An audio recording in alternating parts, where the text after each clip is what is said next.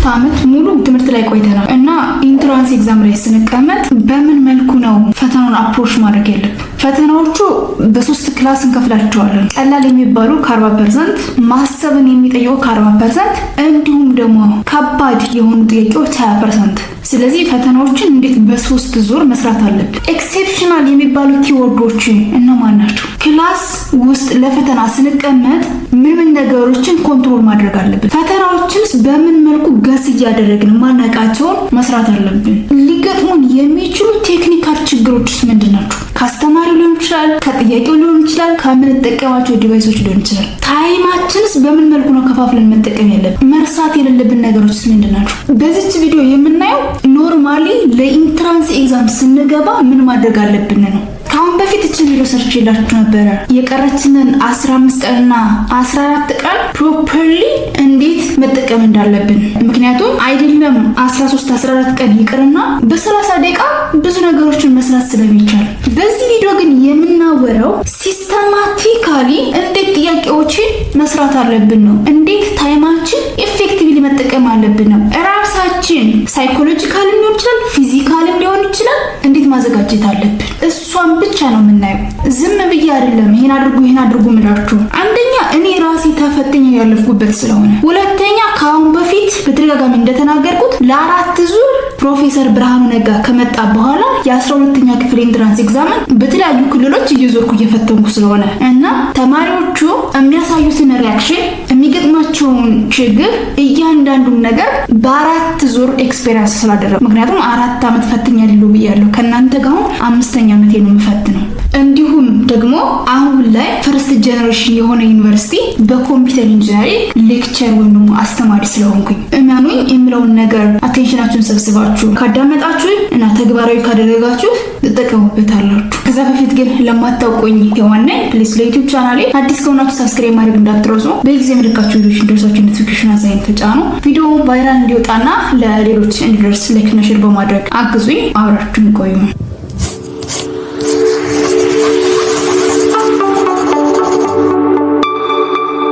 Universal Tube ፈተና ላይ ምን ማድረግ እንዳለባችሁ ያናዱ ነገር ከመናገሬ በፊት እስኪ ፕሮፌሰር ብርሃኑ ነጋ የተናገረውን አንድ ነገር ላሰማችሁና መልስ ልስጥበት። ምክንያቱም ብዙዎቻችሁ እየተጨናነቃችሁ ስለሆነ ኤግዛክትሊ በነገራችን ላይ ትንሽ ቁጥር ለመስጠት ለተከበረው ምክር ቤት በዚህ አመት 100% እንሰጣለን ስንል ያለን ዝግጅት ወደ 122,000 ኮምፒውተሮች ሬዲ አርገን በሁሉም ቦታ በተለያዩ አካባቢዎች መስጠት እንችላለን ብለን ቢያንስ 2 ወር ፈተናው ከመሰጠቱ በፊት 2 ወር ያክል ጀምሮ ሞክ ኤግዛም እንሰጣለን። ሁሉም ተማሪዎች ገብተው ከኮምፒውተሮቹ ጋር ተለማምደው ፈተናውን እንዲወስዱ ፈተና መመለስ እንዲችሉ ስልጠና ሰጥተንና ኮንቲኒየስ የሆነ ልምምድ አርገው ነው የሚገቡትና ከፍተኛ ተጽዕኖ ይኖረዋል የሚል እምነት የለን። ግን ይሄ ሁሌም ይኖራል። ሁሌም አዲስ ነገር ሲጀመር ኦልዌይስ የሚጎረብጡ ነገሮች ሊኖሩ ይችላሉ። በት ወደፊት መሄድን እንዲከለክሉን አላህ አናረጋቸው። በተቻለ መጠን ልጆቹን ማዘጋጀት፣ በተቻለ መጠን በዛ ምክንያት ልጆቹ እንዳይጎዱ ማድረግ ነው። እሱን እያደረግን ነው። ኦሬዲ በአንዳንድ ቦታዎች ኢንፋክት በእጃቸው ስልክ ያላቸው ፈተና መለማመድ ጀምረዋል።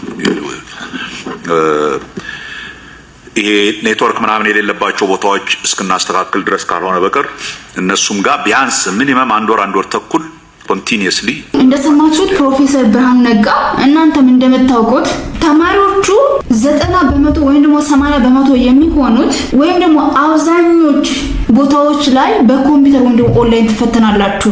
ያንን ደግሞ ከ2 ወር በፊት ቀደም ብለን ትሬኒንግ እየሰጠን ነው፣ ሞዴል እየፈተን ነው፣ ፕራክቲስ እያደረጉ ነው እያለ ነው እና አብዛኞቻችሁ ኮምፕሌን እያነሳችሁ ያላችሁት እስካሁን እኛ ትሬኒንግ አልወሰድንም እያላችሁ ነው። እንግዲህ ከወሰዳችሁ ወሰዳችሁ ነው፣ ካልወሰዳችሁም ችግር የለውም። ከዚህ በኋላ ኦልሞስት 13 14 ቀን ወይም ደግሞ 10 ቀን አለ። በዚህ በቀረችው ቀን ተደራሽ ሊያደርጉ ይችላሉ። እንዲሁም ደግሞ የምትችሉ ከሆነ ምንም እንኳን ኮምፒውተር ከፍታችሁ ዘግታችሁ ማታውቁ ከሆነ አይ ቲንክ ከ9ኛ ክፍል ጀምሮ አይቲ ኮርስ ይሰጣል ይመስለኛል ካልተሳሳትኩኝ፣ ገጠር ቦታዎች ማለት ነው። የማይሰጥ ከሆነና ኮምፒውተር ጭራሽ ከፍታችሁ ዘግታችሁ ማታውቁ ከሆነ በአቅራቢ አቅራቢያችሁ ከሚገኝ አንድ ኮምፒውተር ቤት ገብታችሁ አትሊስት እንዴት መክፈት መዝጋት እንደምትችሉ፣ እንዴት ከርሰሯን ማንቀሳቀስ እንደምትችሉ፣ እንዴት ሰሌክት ማድረግ እንደምትችሉ ማየት ትችላላችሁ። ነገር ግን ዚስ ማች ችግር ይገጥማችኋል ብዬ አላስብም። ለፈተና የሚመጡት የዩኒቨርሲቲ አስተማሪዎች ናቸው። እንደነገርኳችሁ የአይቲ ባለሙያዎችም አሉ።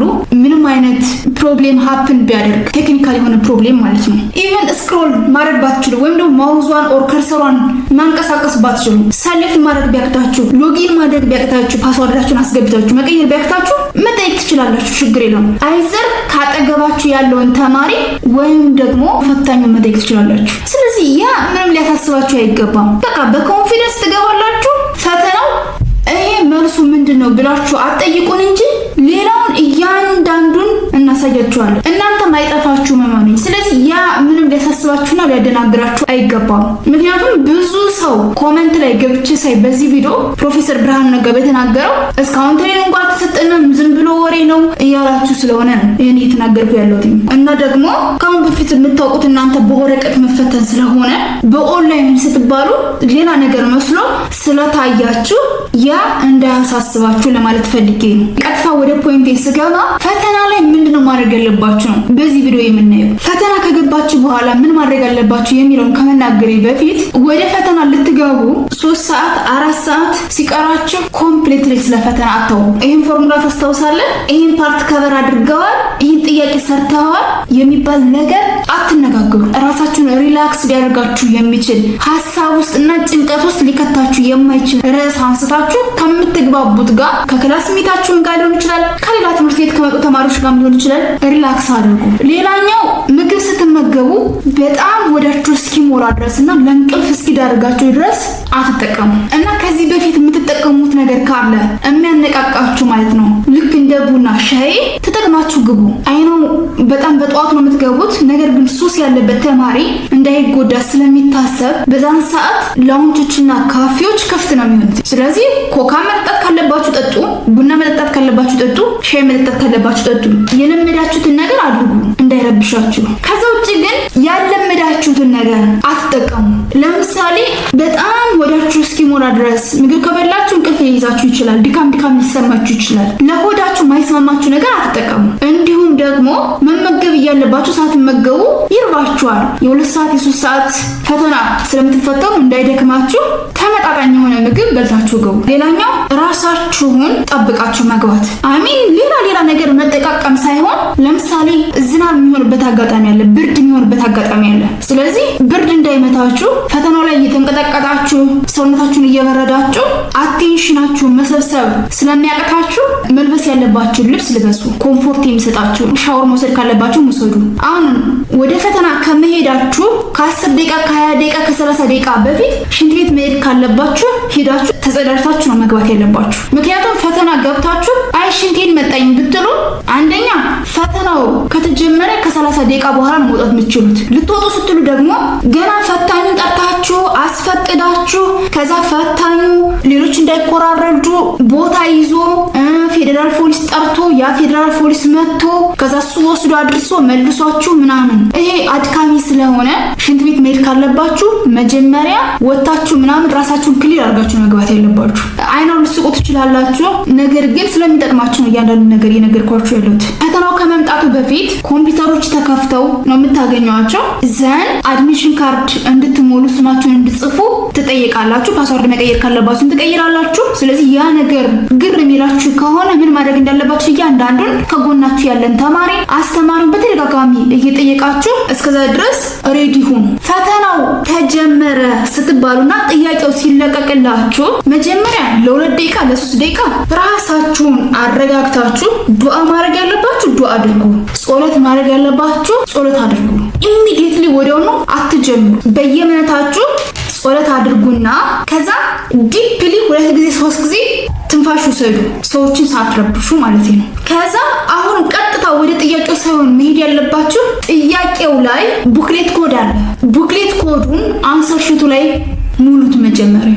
ምክንያቱም ጥያቄውን ያለ ቡክሌት ኮድ ብትልኩት ዋጋ ስለሌለው፣ ስለዚህ ቡክሌት ኮዷን በትክክል ትሞላላችሁ። አሁን ጥያቄውን ከመጀመራችሁ በፊት ቶታል ጥያቄው ስንት ነው? 60 ነው? 80 ነው ወይስ 100 ነው? ዘን የጥያቄውን ብዛት ካያችሁ በኋላ የተሰጠው ሰዓት ስንት ነው አድርጉ። በነገራችን ላይ ይታወቃል ማትስ አሁን በየአመቱ 3 ሰዓት ነው አይደል የሚሰጠው? ኬሚስትሪ ስንት ነው የሚሰጠው? ፊዚክስ ስንት ነው የሚሰጠው? እንግሊዝ ስንት ነው የሚሰጠው? ይታወቃል። ካሁን በፊት የወጡ ጥያቄዎችን አይታችሁ ከሆነ ወይም ደግሞ የእናንተ ሲኒየር ተማሪዎች ኢንትራንስ ኤግዛም 2017 ላይ 2016 ላይ 2015 ላይ የፈተናቸው ጥያቄዎች ስንት ሰዓት እንደተሰጣቸው ለእያንዳንዱ ሳብጀክት። ስለዚህ ጥያቄውን ታያላችሁ ስንት ጥያቄ እንደሆነ ታይሙን ታያላችሁ። ከዛ ተረጋግታችሁ ስራችሁ ትጀምራላችሁ። ፈተናው 3 ክፍል አለ። አንደኛው በጣም ቀላል የሆነ ጥያቄ ቀጥተኛ የሆነና በቀላሉ ልትሰሩት የምትችሉ ይሄ 40% ነው። ሁለተኛው ትንሽ ማሰብን የሚጠይቅ ነገር ግን መስራት የምትችሉት ይሄም 40% ነው። ስንት ሆነ? 80%። የቀረው ስንት ነው? 20%። 20%ቱ ደግሞ ከባድ የሚባለው ጥያቄ የመለያው ጥያቄ ማለት ነው። መጀመሪያ ቀላል ጥያቄዎችን በመጀመሪያ ዙር ትሰራላችሁ። ለምሳሌ ቶታል 60 ጥያቄ ቢሆን ከ1 እስከ 60 የማይዟችሁን ያ ማለት ጊዜ የማያጠፋባችሁን በቀላሉ ልትመልሷቸው የምትችሉትን ጥያቄዎች በፍጥነት ትሰራላችሁ። ከዛስ ሁለተኛ ዙር ትገባላችሁ። ሁለተኛ ዙር የምትጀምሩት የምታስታውሱት መስራት የምትችሉት ነገር ግን እያሰባችሁ የምትሰሩትን ጥያቄ አሁንም ከመጀመሪያው ጀምራችሁ እስከ መጨረሻው ትሰራላችሁ።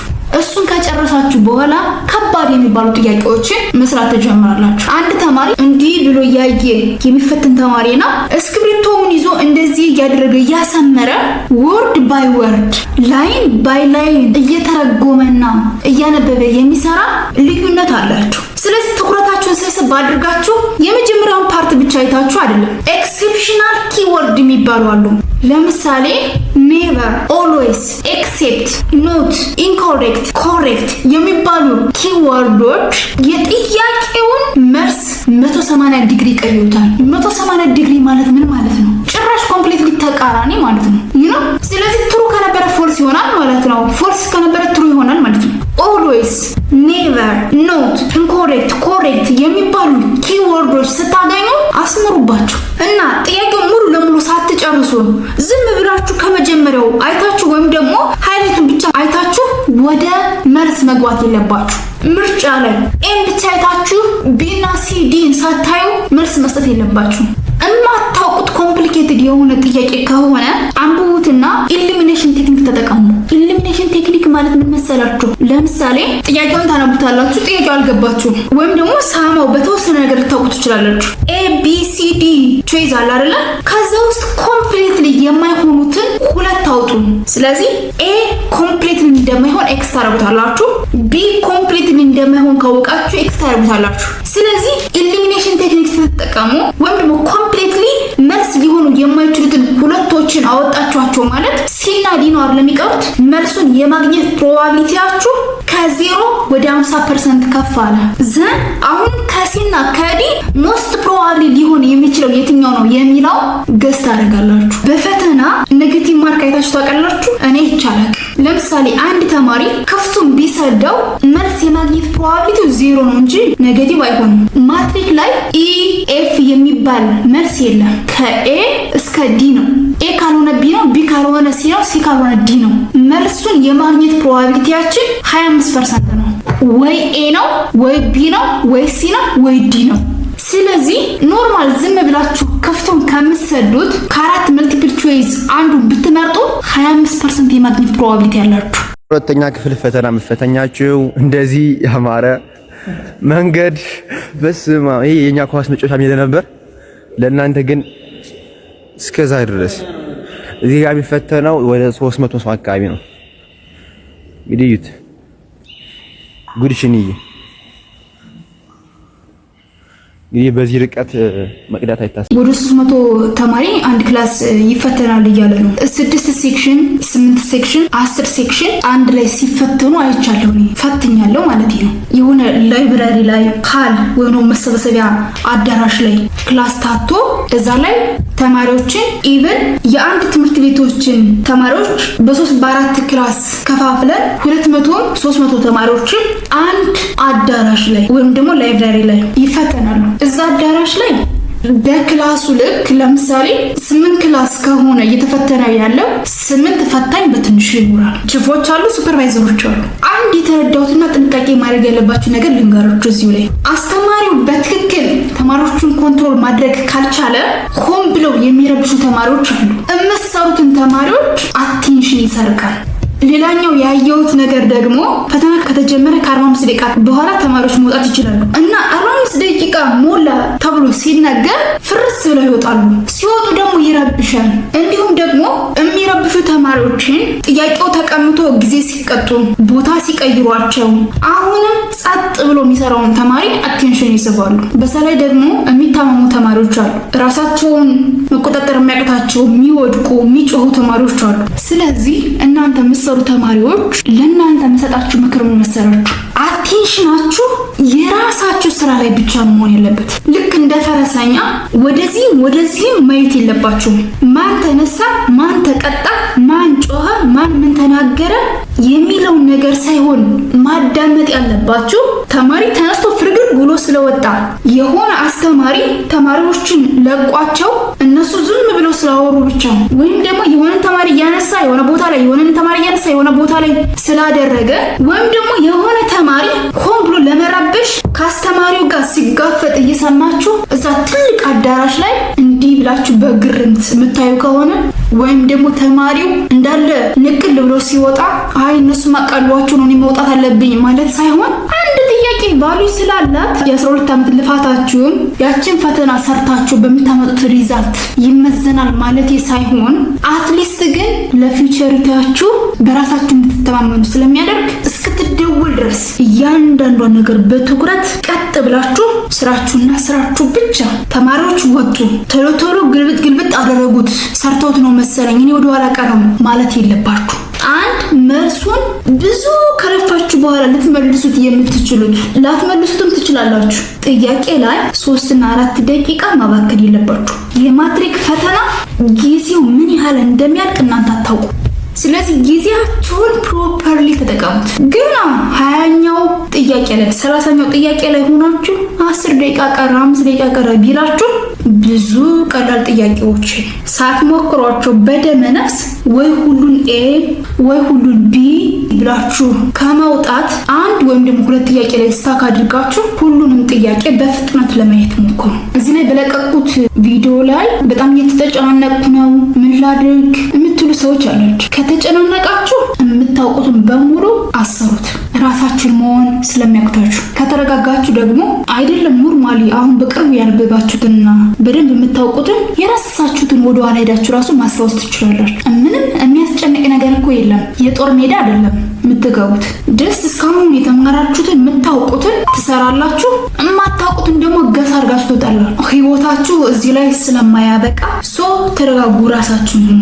ይሄ ነው የምላችሁ። አሁንም ጥያቄ የሆነባችሁና ያስፈራችሁ ነገር ካለ እስኪ ኮሜንት ሴክሽን ላይ አስቀምጡልኝ። አስፈላጊ ሆኖ ካገኘሁት መልስ ሰጣችኋለሁ። ድጋሚ ቪዲዮ ይሰራላችሁ ይሆናል። አሁንም በድጋሚ ላሳስባችሁ እስከሆነ አብራችሁን ቆይታችሁ ዩቲዩብ ቻናሌን ሰብስክራይብ ካላደረጋችሁ ፕሊዝ ሰብስክራይብ አድርጉ። ቪዲዮውን ቫይራል እንዲወጣና ለሌሎች እንዲደርስ ላይክና ሼር በማድረግ አግዙኝ። በድጋሚ መልካም እድል። ፈተና ላይ እንገናኝ። ፈጣሪ ረድቷችሁ ደግሞ ዩኒቨርሲቲ ላይ አስተማሪያችሁ እንደምሆን ተስፋ አድርጋለሁ። ባይ ባይ።